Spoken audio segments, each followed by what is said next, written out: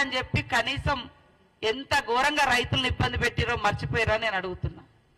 10 సంవత్సరాల క్రితం మొట్టమొదటి హామీగా దళితుడే ముఖ్యమంత్రి అని చెప్పారు. 10 ఏళ్ళైనా కూడా మరి మీరు దానికి పూనుకోకుండా మూడోసారి కూడా మీరే ముఖ్యమంత్రి కావాలని చేసినటువంటి ఈ మోసం ప్రజలు మర్చిపోలేకనే అన్ని వర్గాల పార్టీ కాంగ్రెస్ పార్టీ అని కాంగ్రెస్ పార్టీకి అవకాశం ఇచ్చారు. 10 ఏళ్ళు దోచుకున్న దోపిడి దొంగలు మీరు అని ప్రజలు గ్రహించే మీరు 420 అని ప్రజలకు తెలుసు కాబట్టే 2004 నుంచి 14 వరకు ప్రజా సంక్షేమాన్ని గుర్తుపెట్టుకున్న ప్రజలు తెలంగాణ ఇచ్చినటువంటి కాంగ్రెస్ పార్టీకి అవకాశం ఇచ్చారు.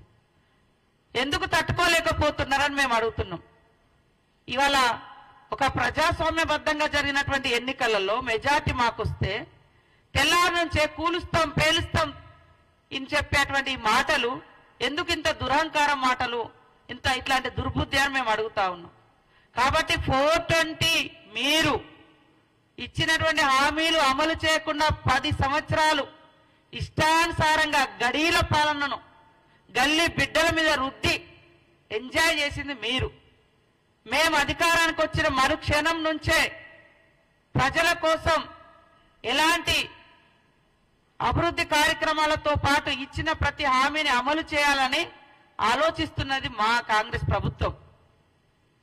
అదే కాకుండా ఆటోల విషయంలో ఇవాళ మహిళలకు ఒక ఆర్థిక స్వేచ్ఛను, ఆర్థిక స్వతంత్రతను, ఆర్థిక స్వావలంబనను కలిగించాలి. వాళ్ళ అవసరాలన్నీ తగ్గించుకుంటున్నారు, మహిళలు బయటికి రాలేకపోతున్నారు, వాళ్లకు ఒక ఆర్థిక భారం పడకుండా ఉండాలని ఫ్రీ బస్ చేస్తే